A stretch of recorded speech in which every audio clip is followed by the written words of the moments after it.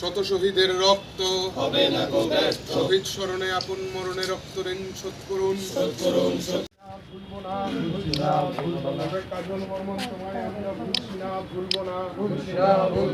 ইনকিলাব জিন্দাবাদ, জিন্দাবাদ। ৫ বছর আগে কমরেড কাজল বর্মন খাদ্য আন্দোলনের জন্য শহীদ হয়েছিলেন।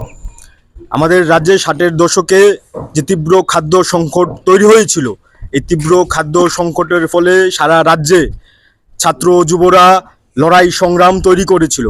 সেই মোতাবেক মেলাঘরে সোনামুড়া মহকুমার কমরেড কাজল বর্মন ৭ম শ্রেণীর ছাত্র ওই দিন আজকের দিনেই ২০ আগস্ট খাদ্য আন্দোলনের যে সংগ্রাম, সেই সংগ্রামে সামিল হয়েছিলেন এবং কাজল বর্মন ওই দিন মহকুমা শাসক তৎকালীন ডিএম অফিস ওখানে মিছিল করে যাবার পর কংগ্রেস টিজিউসের সরকারের পুলিশ নির্বিচারে গুলি চালানোর ফলে কমরেড কাজল বর্মন সেদিন শহীদ হয়েছিলেন এবং অসংখ্য ছাত্ররা সেদিন আহত হয়েছিলেন। এই সময়ের মধ্যে আমাদের রাজ্যে যেভাবে খাদ্যের সংকট, শিক্ষার সংকট, সেই একইভাবে গত জোট সরকারের আমলে ইচ্ছাকৃতভাবে বা কৃত্রিমভাবে এই খাদ্যের সংকট তৈরি করা হয়েছিল এবং এই খাদ্যের সংকটের ফলে ছাত্ররা যুবরা সারা রাজ্যের মধ্যে যে লড়াই সংগ্রাম তৈরি করেছিল, সেই লড়াই সংগ্রামের পর আমরা দেখেছিলাম বা আমরা পরবর্তী সময়ে জানতে পেরেছিলাম এই লড়াই সংগ্রাম পরবর্তী সময়ে গণ আন্দোলনের রূপ নিয়েছিল। এখন বর্তমান সময়েও আমাদের রাজ্যে এই বিজেপি আরএসএস এর নেতৃত্বে যে সরকার চলছে, বিশেষ করে ২০১৪ সালে আমাদের দেশে, ২০১৮ সালে আমাদের রাজ্যে এই সরকার প্রতিষ্ঠিত হবার পর থেকে সবথেকে বেশি যে আক্রান্ত হচ্ছে, সেই আক্রান্ত হবার পরিসর দিন দিন বৃদ্ধি পাচ্ছে। শিক্ষা থেকে স্বাস্থ্য সব দিকে আক্রমণ চলছে।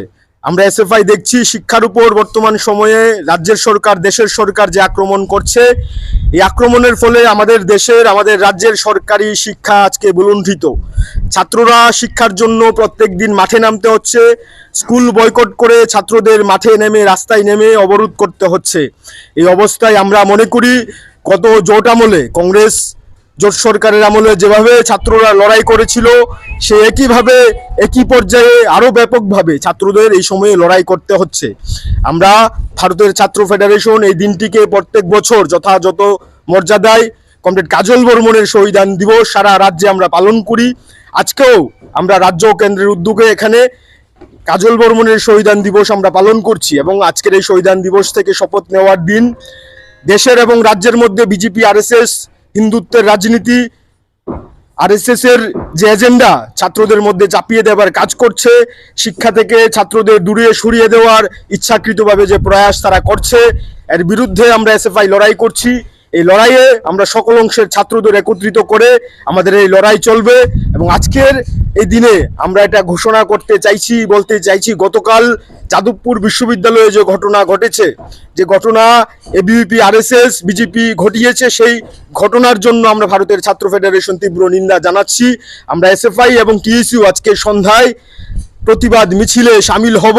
আমরা আপনাদের মধ্য দিয়ে আমাদের রাজ্যের আগরতলা শহরের সকল অংশের ছাত্রদের কাছে আহ্বান করছি এগিয়ে আসার জন্য। তার পাশাপাশি যারা শিক্ষা অনুরাগী মানুষজনেরা আছে তাদের কাছে আহ্বান করছি এই বিজেপি আরএসএস এর বিরুদ্ধে শুধুমাত্র ঘরে বসে আন্দোলন করা সম্ভব না।